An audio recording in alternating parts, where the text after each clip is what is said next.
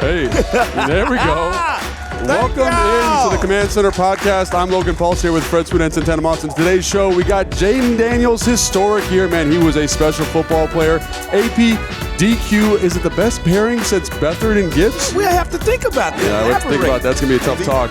And then, can we get better for next year, and are we Super Bowl bound? That's all in today's show. And just as a reminder, we're presented by Cognier Technologies. Secure today, shape tomorrow. And guys, we have a very special event today because we are here at Davios Restaurant in Reston. I said it right, man. Yeah. I was a little worried about it. Well, we got the fact check first. I had to get the pronunciation guide going.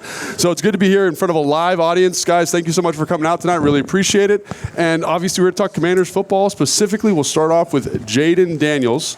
And I don't know what we can say that hasn't already been said. He was God sent, all right, to change a fan base that's been down for 3 decades. And the things that he did in his first year, he established himself as the best rookie quarterback of all time. Am I exaggerating right there, Logan? I mean, a little bit. Is he though? I mean, who would you put ahead of him though? Fred says crazy stuff. Yeah. And that's a crazy thing to say. But then I think about him like it's not that far off, right? I mean, I don't even know who you put in the same pantheon. Obviously, people would talk about Andrew Luck potentially, but again, his rookie year was not great statistically. Yeah. This was at least we wasn't around to actually witness no one else's rookie year to be of equal, right? Yeah. You know what I mean? So, and what he did, not just through the air, because that was impressive. Mm-hmm. Not what he did on the ground, that was very impressive. But his leadership skills and knowing how to win football games, that was beyond his years. He showed maturity in spots where we've all been rookies. No doubt. We wasn't there yet like he is right now. That's one of the things that stood out to me. You know, when folks ask you questions about it, you know, of course, we had, I guess you could say front row seat to just witnessing everything that he got a chance to go out there and do on the field. But what wowed me was just the maturity. Yeah. Not only the maturity, week in and week out, as the weeks grew, you know, teams are going to start saying, we got to pick up now on what he's displayed thus far. Yep. And he wasn't phased. He went out there every time and he became better. So, when you say, was he the best rookie quarterback or the best rookie period that you ever seen? Yeah, I can honestly say he's one of those guys. I've never seen anything like it.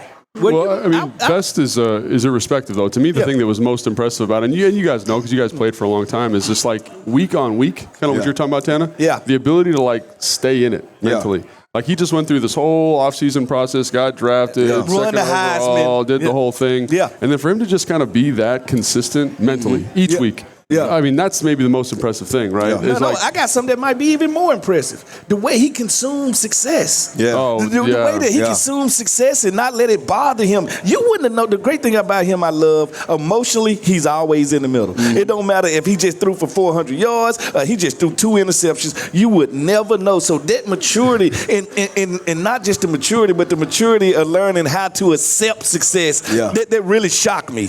It's almost like he was more frustrated dealing with the media than he was with the season. You know what I'm saying? Like that was a distraction from his main goal, which I thought was really interesting to be around him and just see, like, again, like we're in the building, you get to see him every day, like his ability just to be so locked in. Again, that was the thing that was most impressive. You almost have to be taught too how to, I guess you can say, handle the media, because you know how we was as rookies. Yeah. Like, I remember going through it in New York, not understanding that my role and what it took for me to be a first-round draft pick and my responsibility of talking to the media after practices, after games. I didn't understand that until a guy, wrote me off in a front-page paper. You know what I'm saying? And then I realized, like, it's more that I have to do than just being a football player.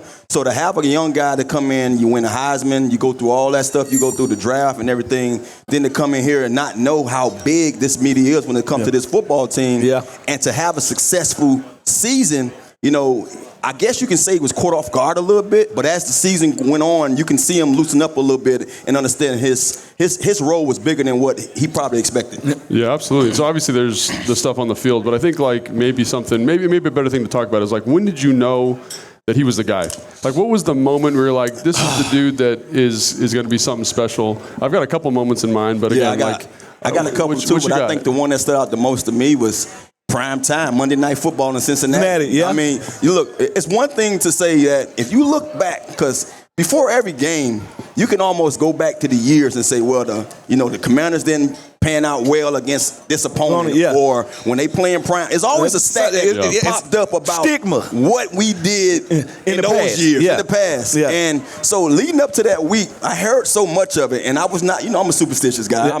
I don't like that stuff to kind of, I guess you could say, linger over into how I believe or how I think. And I was saying the whole time, I'm not going to mention it. I'm not going to say anything about Monday Night Football. I'm not going to say anything about prime time. This is a new era, new staff, new team, new everything. And to see him go out there and play, go, blow for blow with Joe Burrow. Joe Burrow had a magnificent night. Well. And to see him stand in the paint. And not flinch. And then throw the dagger at the end to Terry. That's when I knew he was him. Well, Smooch the dumbest. Since I have an eye, when it comes to young talent. Do you? Yeah. Where's that? Third eye. Tell us about it. So, when I thought the guy was special, my God. it was, no lie, I just felt it. Stop. It was after the preseason. Jets. Get out of here, bro.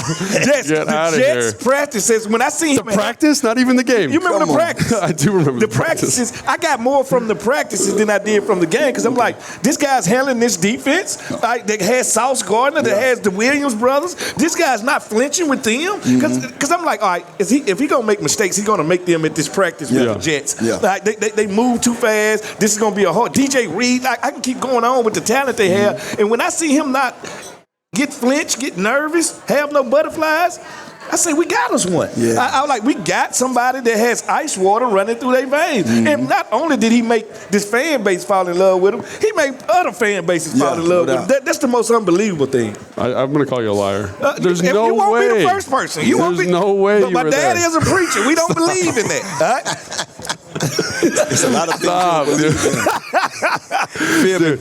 Yeah, I think it's the Cincinnati game. It's a 3rd and 7 where he hits that bomb to Terry. Like, that was like such a big moment. And again, like for him and then you're like, oh man, he's not going to be able to do it again. Then they go to Arizona and he builds off of it. Then they have the tough game versus the Steelers, the overtime win versus the Falcons, man. Like every time they were kind of ring the bell, he just walked up and rang it. And he just got better every single week, it felt like. Did you early on, tell the truth, shame the devil, did you early on say, you know what? Because a lot of fans would call into the show and ask me, is this RG3 like? Oh, my God. Which one? The first one? No, the first couple games? Just the first couple of games. Yeah. Before Cincinnati or what? Yeah, but when they weren't sure to believe or not. Like, did you hear a lot of their rumblings? And what made you say, I said it wasn't comparable to RG3 because of the person. They was two different people. Yeah, they might have the same skill set, but it was two different people in the way they think and the way they lead. So I love the fact that you asked us that question because we actually played with RG and Logan both. And out the gate, I knew it was something different. I think, when you look at RG, magnificent first year. I mean, don't get me wrong, man. It was that time. We talked about this. It was at times when, even when he was wrong, we made him right. Y'all made it right. You know what I mean? And then it was another thing to that season. I remember having an offense in 2010 under the same staff. And then 2011, the same offense. And then 12, everything just shifted. It changed to basically, I guess, support him. To cater cater to what he can do well. And so, at the same time, when you shift like that and you have a guy that's dynamic as RG3 was, the league was caught off guard. They didn't understand how to, I guess you could say, stop what we was doing out the gate. And then you saw some of those games later in the season where, things are catching up to us. Now the defenses are playing to some of our weaknesses and stuff like that. The reason why I always got frustrated when I heard the fans ask the question about RG3, because I'm actually the guy that had to be out there, letting him know, hey, I'm hoping on this one.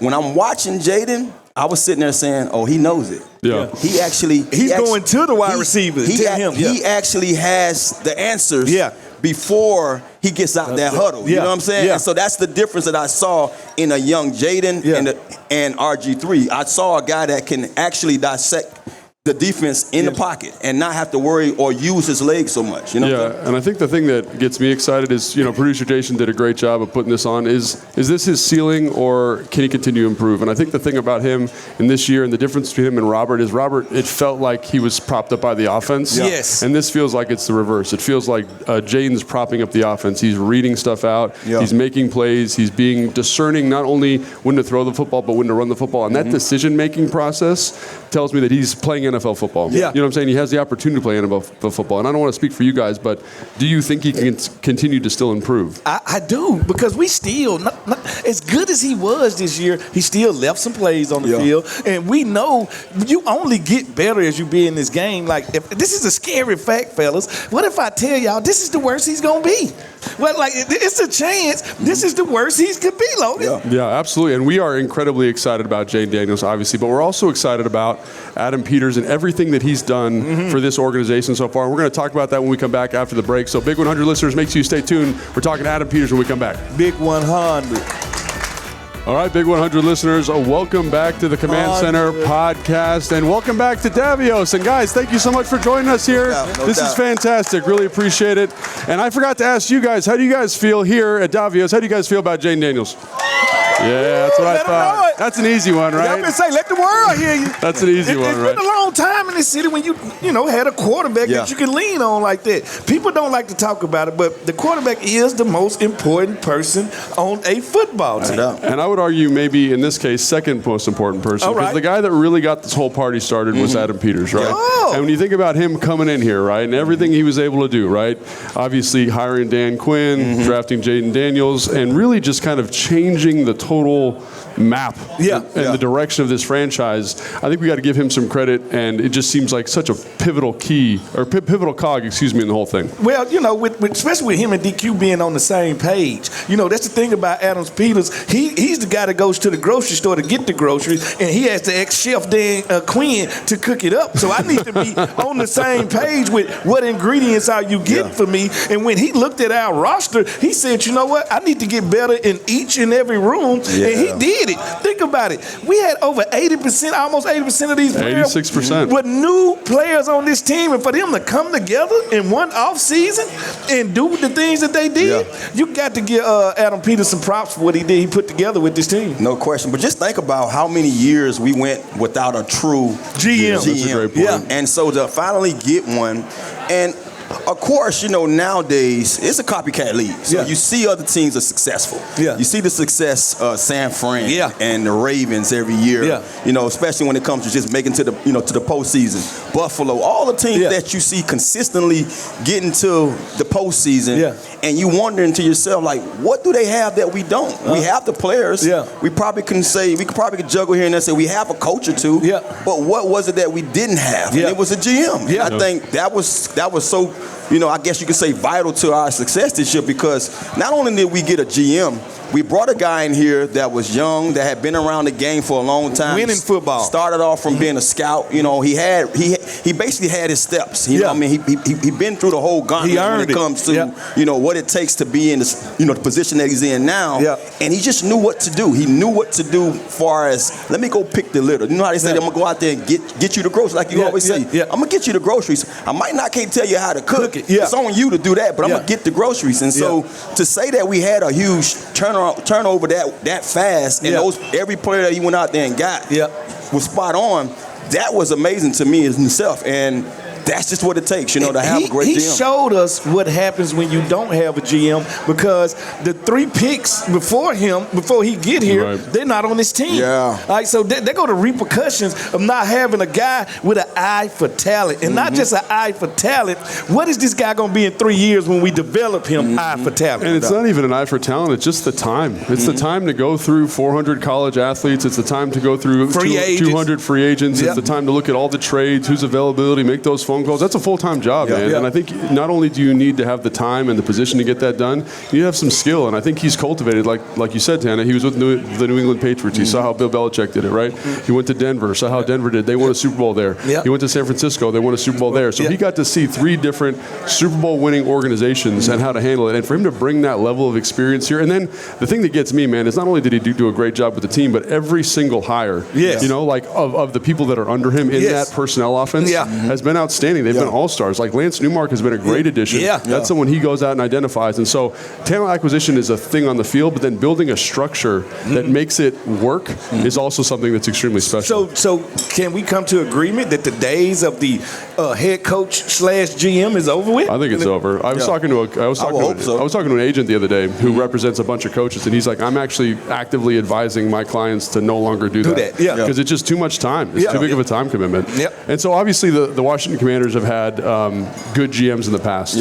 One guy in particular is Bobby Beathard, right? The legend, the man in the myth. He's a legend, and so he's a Hall of Fame guy, right? GM. He's an executive, and obviously GM from 1978 to 1988. He hired Joe Gibbs. I mean, obviously Adam Peters hired Dan Quinn. 1981 draft picks. Mark May, Russ Grimm, Dexter Manley, Charlie Brown, Hall of Fame. Joe Jacoby was a UDFA. Hall of Fame. And then after that, he drafts Art Monk, Darrell Green, Charles Mann, Gary Clark. So in terms of the importance of a GM to this organization, I mean, it's there. Can he kind of live up to that legacy? That's a big bar to set. It's a high. You got to realize, Logan, that he found Darrell Green at Texas A&I. That school it ain't even open no more. I think they done turned it into a Raising Cane. I don't think he found guys that people didn't know the talent level. That was back in the day where they had the film. They had to literally film it up, and you had to trust what a coach told you about a player when you called down there. So the environment of Bethel was probably harder than this environment we live in now, this digital environment. But dude, 100%. Yeah, I couldn't imagine. Could you imagine, here go the draftees coming out. That's 500 reels. I mean, do you remember watching? I don't know how much film you used to watch, Fred, but watching old film before it got to be high definition, and you'd have to be like, "What number is that?" The grainy film. It's the dude with the towel on. Who was that? You know what I mean? Like VHS, man. We had VHS. Yes, we did have VHS. Right. But I just think that's a heavy bar. But the way that they started off this year, because if you look at our draft picks, number 2 pick at quarterback, arguably the best rookie quarterback of all time. Mikey Sandersteele comes in here and plays big time. We're waiting on Ben Sinnott to come and hit his own. We found they starting left tackle in the 3rd round. Coleman. So, yes, he's starting off on that, how should I say, trajectory. But he's got to still take the plane off. No, he got to take off at one point. But getting to the NFC Championship your first year, that means it's only great things ahead. So I think he can live up to that lofty bar that's been set. Yeah, I truly believe he could probably live up to it, but it's a tall mountain to climb. I mean, I hate to do it because we're making these comparisons, and these comparisons are somewhat unfair. You know what I mean? You gotta be fair. I mean, I'm happy with what I saw thus far. But to me, it's not about having player for player. What we've seen in the past from Art Monk, Darrell Green, all those guys. But it's just how consistent can you be at getting right guys, getting the right guys to come in here and be a part of what we're trying to do and win a successful team. Yeah, and I want to talk about this some more. Is obviously Dan Quinn, Adam Peters working together. That seems like the thing that makes it go. So symmetry. If I'm AP and I bring in 26 free agents, I got to trust that Dan Quinn can build a culture and make that thing go, right? And if I'm bringing all these draft picks in, I got to make sure it aligns. And so to me, when I look at that relationship, and we already talked about it a little bit, but that to me seems like the most important relationship in the entire organization almost. No, it is because you need that synergy. You need to all be on the same page, all headed in the right direction. That's kind of colonel and sergeant working together right there. Like, we are the troops, and we all been in that locker room. And one thing we do, we come into the locker room with unlawfully expectations. Come on, even as players. I remember I was a rookie. I come in the locker room. I see Darrell Green. I see Deion Sanders. I see Champ Bailey. And I was like, but they don't want to hear that story again. I was like, I think I'm going to be as good as these guys. The bar was too high. You know what I'm saying? No, but you also been around teams where the GM and the head coach wasn't on the same page with who they was picking. You know what I mean? So that's my year. It was like that because they wanted to draft you. Remember, I was supposed to come here. But instead they drafted Rod Gardner. They messed that one up. They blew it. And the other person we got to say just great job of is Josh Harris. His ability to identify, and again, it's a leadership group. It's Magic Johnson, Bob Myers, Rick Spielman, that whole group. And I just love the way they handled it. They said, we're going to get a bunch of people in here that know football, and I'm going to make the best hire in Adam Peters, and he's going to set the direction for this organization. Best owner in the area. He's so good at his job, they want him to kick him out of Philly right now. That's what I'm telling you. He's good at his job. You know why. Yeah, I know. All right, we're going to take a quick break, and when we come back, we're talking Dan Quinn, and is he the best coach in the NFL? I think so. I think so. We're going to talk about that when we get back.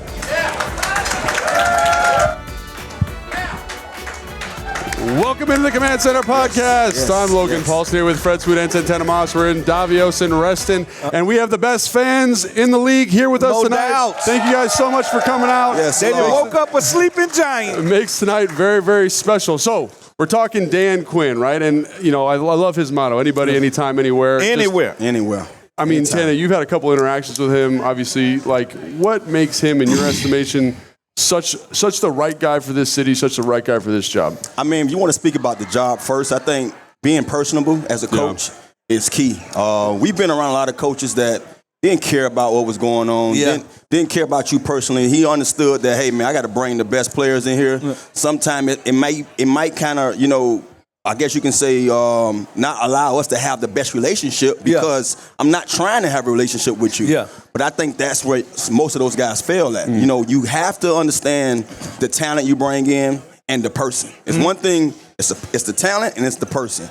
What Dan Quinn is special at is knowing the man. You know what I mean? Before he goes out there and plays a play, he want to understand that I'm bringing the right guy in this locker room that can coexist with all these other guys. So to me, that's what I guess you can say his special talent is. Well, let's be honest. First of all, he met his wife at Salisbury University. So that's in the DMV. So he found love in the DMV, and now he's bringing love back to the DMV. And think about this. When you look at coaches, we kind of break them down in different categories. You got your brainiac, what they call this new school guy that's finna innovate things. Or you got your coach with the granddaddy effect, like Coach Gibbs that you'll run through a brick wall for.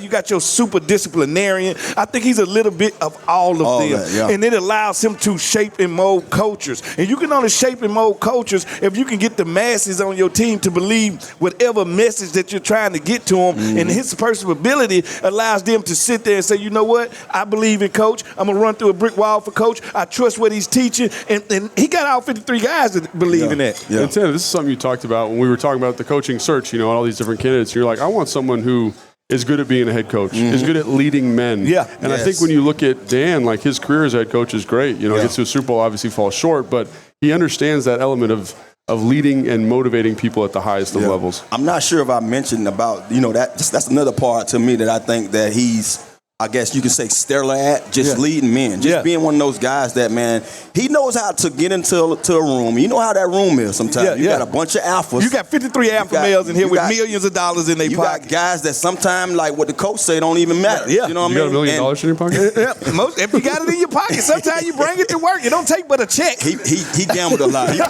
He always had some dice and some money in his back pocket. No, but honestly, you have guys, trust me, we've been in locker rooms where the guys felt like, if he's not saying the right thing to me, I don't care. I don't give a rats, you know what, about what he's saying. So good way to show restraint. To have a guy to come in and be able to address the room and say, look, this is what we're about. This is what we're going to do. He laid that down first. Yes. You know, and most players that we talked to, like we had player after player come and tell us that before we went out there and played a play, he made sure we knew each other. You know what I mean? So that tells you a lot about a coach out the gate. So that's what you want. And then I told you guys, when everybody was in the, you know, in the frenzy of just saying, oh, I want an offensive-minded guy. I'm like, no. When we played those Cowboys for years after years after years, where were they lacking at most? Most of all. Defensively, right? Until Dan Quinn got there. And when he got there, the defense went through the roof. The team was winning 12 games every year. So when I heard we was getting him, I was ecstatic. I was ecstatic alone, just knowing that our defense going to get better. And then also we taking something away from those guys who we hate the most. Giving him a deficient. You know what I mean? So that's where, to me, it all started. But I just love a guy that understands, look, this is what I got to do. This is the tone that we have to play with. This is the mentality we have to have. And every guy that went out there, everybody we brought in, everybody we got rid of, the guys that was here was the guys that he believed in the most. I want to thank y'all old offensive coordinator, Kyle Shanahan. Right? He's the reason we have Dan Quinn. Right? That debacle in the Super Bowl is the reason that we have Dan Quinn. And no coach debacle in the Super Bowl? God, you're such a hater, bro. No, I'm just saying. The biggest, man. They went into halftime with a almost 30-point lead. And Cal gave it up. But guess what? Do you blame that solely on Cal, or do you say he was playing against Belichick and Brady? No. I blame it on these two people, Kyle and Shanahan.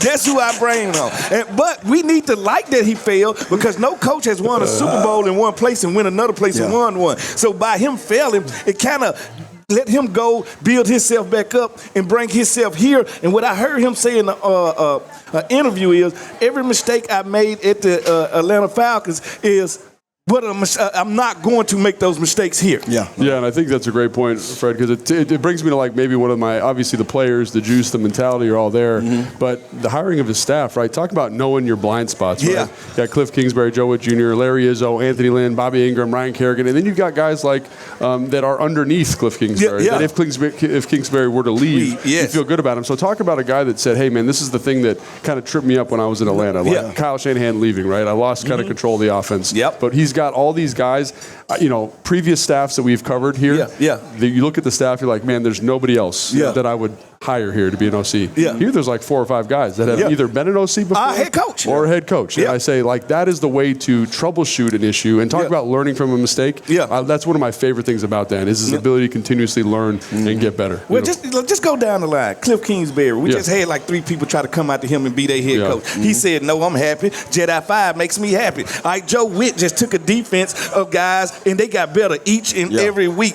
Larry Izzo, I'm sorry, they got to give him props as a special team coach. Did a great job. Our special teams was special all year. Anthony Lynn is head coaching, quality coaching guy. Bobby Ingram brought a lot to that wide receiver room, and our very own Ryan Kerrigan, I'm sure the knowledge that he has in his head and the teacher that he is helped everything get molded the way it's supposed to be. Yeah, we heard so much about our defensive linemen talking about Ryan Kerrigan. His impact. Teaching them how to get off of, I guess you can say blocks and different double moves teams. and that. And you don't understand how valuable that is of having a guy of that nature in that room. You know what I'm saying? Because you do. We look at, we understand it, but I'm just saying, like, far as for in general, for an average fan to understand that Ryan is the reason why some of those guys Why Fowler got double-digit sacks. No doubt. Yeah, and again, like that's all good job hiring. And the other thing I love about Dan is he's taking a lot of responsibility for clock management, end of game situations, 4th downs, when and when not to go for them. And you look at the statistical elements of this year's team that made them a winner, right? It's an 87% conversion rate on 4th down. Unbelievable. It's a 45% conversion on 3rd down, right? It's understanding, hey, when to go for 2, end of game scenario, managing timeouts. And when you see, again, okay, I'm not trying to throw shade on the Bears Yes, here. you are. I am. I'm exactly what we do. Like, they butchered end-of-game scenarios all year. Their head coach is in charge of that. Look at the difference between a guy who's involved and understands the situation, Dan Quinn, and how many victories did that lead to this year for us? I mean, count like 6 at least, right? I'm going to say 4 or 5. Yeah. You got to realize we went on. I think a 4th down play to extend the drive late in the year. So him understanding situational football is what makes him different, and that's what you get when you coach. Like when you sit back and coach and you go against these teams, you understand why. No doubt. Yeah, and the other thing, so this is from producer Jason, so don't give me any hate for this. But I'm saying, hey, is Dan Quinn already the best head coach in Commanders history, other than Joe Gibbs? It's 1 year, but that's my only thought on that. Well, his 1 year beats Coach Gibbs' first year. We can all agree. Yeah. What was for those of us who don't know, namingly me, what was Joe Gibbs' first year? I think he won 7 games. Yeah, I think 8 games. 8 games. 8 games. All right. Okay. Well, I went to the NFC Championship, so strike one. He was better than DeJoseph in his first year. All right. Well, where's the bar for Coach Gibbs? 3 Super Bowls. I was going to say that. I mean, that's probably the big one. Right? So they go to big one. That should have been the first one. But I can say this, as a first-year head coach, I don't think I've ever seen a job did to the T like this job was. It was pretty impressive. Yeah, it was definitely impressive. And I think just for the guys that I know after Joe Gibbs' second stint alone, and one of the guys that stood out the most to me was Mike Shanahan. Yeah. I think he had the better, I guess you can say, run at it, with this staff and with this, this football team. But I think he takes that lead over from him. Yeah, so obviously, quick break right now, but we are extremely excited about this team. Obviously, Fred's extremely excited. Best coach since Joe Gibbs. And so we're going to talk predictions for next year. Are we Super Bowl bound? Oh, open that window in that van. Let's stay tuned to find out. The window in the van. Welcome back to the Command Center podcast. I'm Logan Paulson here with Fred Swinente and Tana Moss. We're in Davios in Reston, and thank you guys, the fans, so much for coming out and supporting us. Packed this is house. Awesome. Yeah. Love it. Right? Yeah, there we go. Let's the risotto here is amazing. The risotto is amazing. It's amazing. How's the risotto? Has anybody had the risotto yet? I have. No, just you. Well, that was pretty quiet. You should get the risotto. I'm telling you. Tell them Fred sent you. Yeah. All right. So now we're going to start with Risk It for the Biscuit. Team predictions for next season. Right. That's presented by Marsh McLennan Agency, your partner in risk and people strategies. So first off, again, when we're talking predictions, there's a couple things we got to talk about. Areas of improvement, and we also got to look at the schedule for next year. Let's do it. Yeah. And so I look at the schedule, and you, Tana, you looked at the schedule for next year. And what was your initial reaction? I mean, that's the price you pay though when you're good. When you're good. You get a second place schedule. You look at every team on here, and most of the teams they were successful, especially our away games. Yeah. I mean, you got Minnesota, Atlanta, Los Angeles Chargers, Kansas City, Green Bay. All those teams were successful last year. They had almost winning seasons. So you look at it and you say, no year is going to be like the other year. Yeah. You know what I mean? Out the gate. So you have to look at yourself first and say, do we run it? Are we that good next year? Yeah. You know, and I guess that's the question for all of us to kind of, deal with this offseason. Unpack, yeah. Now, I look at it like this. I'm not so high on us having 12 wins. Yeah. Everybody's probably going to say, that's the bar. That's what I want to see every year. No, playoffs is the bar. Just get to the playoffs. Yes. So with that being said, no, I'm not expecting us to go out there and have that kind of season. But I do expect consistency in what we saw from this team as in the way they played the game. You know what I'm saying? When I look at this schedule, all I can say is thank God. You can't say anything. No, thank God for the New York Giants. You don't need a week off. Like, look at the quarterbacks we got to play. Patrick Mahomes. Do you think Geno Smith holds another quarterback off in Seattle? But they do have a team. Well, even in the division, Dak Prescott, Jalen Hurts, Geno Smith. We got guys. We got to play Micah Penix again. Bo Nix. It's a gauntlet. Jared Goff. Yeah, let's just keep going. Let's just keep naming them off, man. And the Chargers might have a good one too. So all I'm saying is one of those things, no fair dodging. All right? If y'all say y'all that type of team, we a playoff team, perennial playoff team, this is how you have to prove it. Yeah. And nobody cares how you win these games. I don't care if it's 3-point games, overtime games. If you can get out of here with a winning schedule, a winning record and get to the playoffs, you've proved everything I need to know. Yeah, and I think the thing that makes me feel really good is that there are a lot of quarterbacks on this list. Yeah. But the Washington Commanders got a quarterback too. Now they got a quarterback. Yeah. Right? And the one thing about getting a quarterback, especially one as skilled and as composed as Jaden Daniels, is he lets you compete with everybody on here. Yeah. And again, it might not be 12 wins, but you're going to be in a dogfight. And so that's something else I want to talk about with you guys, right? So obviously I think we're really happy with 12 wins, playoffs, championship game, all those different things. But I do think we all acknowledge the team needs to get better. Yeah, you can always get better. The first thing coming up here is free agency, right? Yeah. So we got to re-sign a bunch of guys. We got to look to other teams to find talent. Where do we want to get kind of better? Where are the areas you want to get better? Start by re-signing your own. Yeah. Let's start by now. Right. Start by re-signing Mr. Jeremy Chin. Yeah. All right. Start by signing Mr. Bobby Wagner. They got a couple claps out there. Yeah. Bobby Wagner? Yeah. Bring back a guy like Dante Fowler. That's a must. Cornelius Lucas. Yeah. Good swing tackle in this league. So start with your own before you go shopping on other people's teams. Now what I would say if I was the GM of Fred Peters, that I would be trying to add at least one guy to each room. Yeah. I don't care if it's through the draft. I don't care if it's through free agency.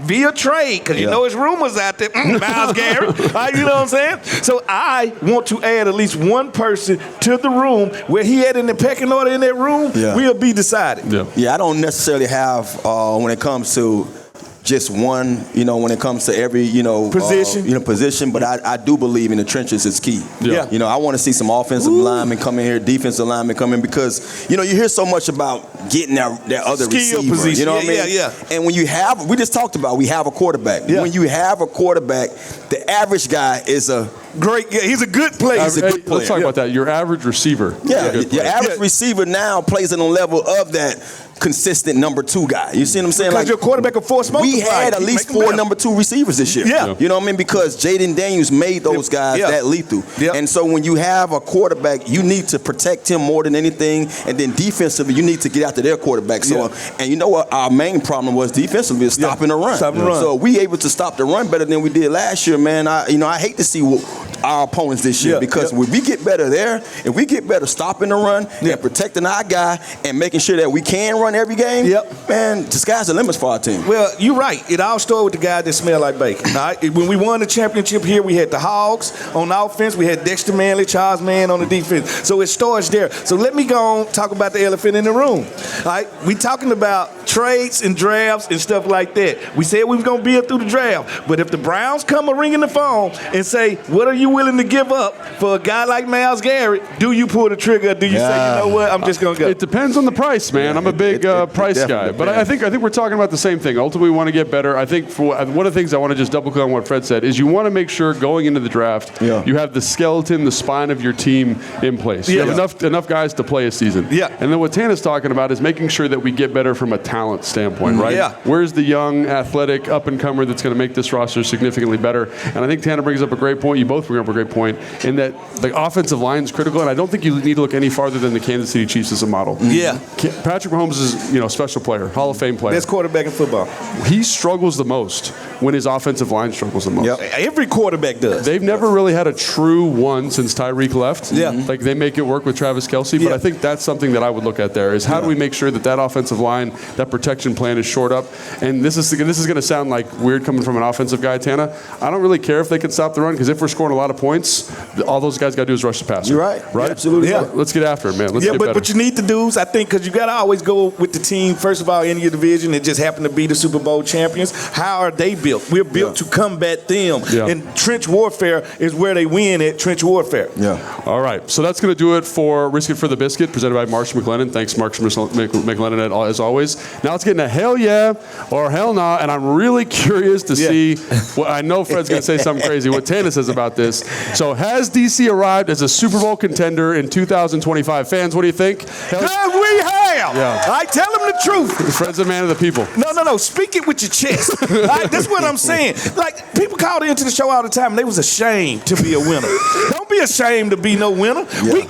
We got 4 quarters away from New Orleans. 4 quarters away from New Orleans. All we need is 4 more extra quarters with a quarterback that's a year mature. Then we come add these guys we talking about. I don't even know where the Super Bowl is next year, but we going. I feel like I'm at a political rally when you talk. Vote for me. Vote for Fred. I love it too, but I'm one of the guys that pump your brakes. Yeah, he don't do that. No. Okay, so Ted, I knew you'd say this. Let me just say this: contenders. Contenders. Contenders is key. So, do you think with Jaden Daniels we're a contender? I think we are. I think we contenders because we have that position sealed. We have the quarterback in house. But I also believe that in order for you to really be a contender, you have to establish what I talked about earlier with those guys in the trenches. If we can solidify those guys in the trenches, I'm with you. We going to the Super Bowl. You understand? And I think that's more vital than anything else. I don't care about no other guy you get in here. Defensive line, offensive line play. Get your sweatshirt ready for the parade. That's what I'm telling you. Get ready for the parade. I can't with you, man. I can't say anything after that. It just ends the conversation. Because now it sounds like I'm going to be a hater. No. So what I'm going to say is that this is, I totally agree, right? Anytime you got a quarterback, you got a chance. You got a chance. And I think it's a chance. Now, how close do you get year on year? I think it's dependent on the thing we just talked about with the roster. Is the roster ready to take you there? But could we agree that this is probably going to be I'm not saying it was a bad roster, but the worst roster that he would probably play with? I mean, that's the crazy thing about this team. That's what I'm telling you. There's 26 free agents this year. So you got to re-sign some of those guys. You got to bring new people. So it is kind of a total turnover, right? We just talked about how there's no draft capital hanging out there. So that's the thing for me that I look at and I say, am I hell yeah or hell no on this? I'm 100% hell yeah. Hell yeah. But it's not going to be the cleanest thing of all time. That's fine. I don't need it to be clean. Just be a dog. Be a dog. I don't need you to be clean. Lick your paw and go out there. Go fight. So hell yeah for everybody? Hell yeah. Hell yeah from the fans? Hell yeah. That feels like the right move. All right, so I think that's going to do it for the show today, which is kind of a bummer because we've had such a great time here at Davios. It's been awesome, obviously, here in Reston. Get the risotto. Anybody had the risotto yet? Me. Still crickets, man. Don't worry about it. Don't worry. Wait. I'm going to have some out. In addition to this show, which is the Command Center podcast, please make sure you check that out. You can check us out, the Command Sports Center show on YouTube. You get loud with you and Jenks, right? Mm-hmm. Ticket to the Draft podcast that I do with Jason. That's on Spotify, Apple Podcast. Thank you to Big 100. Thank you to Davios. Thank you to Dan Quinn. Thank you to Jaden Daniels. Thank you to Adam Peters. Thank you to Josh Harris. Thank you to everybody. And thank you to the fan base. Thank you to the fan base. There you go. That's it. Big 100.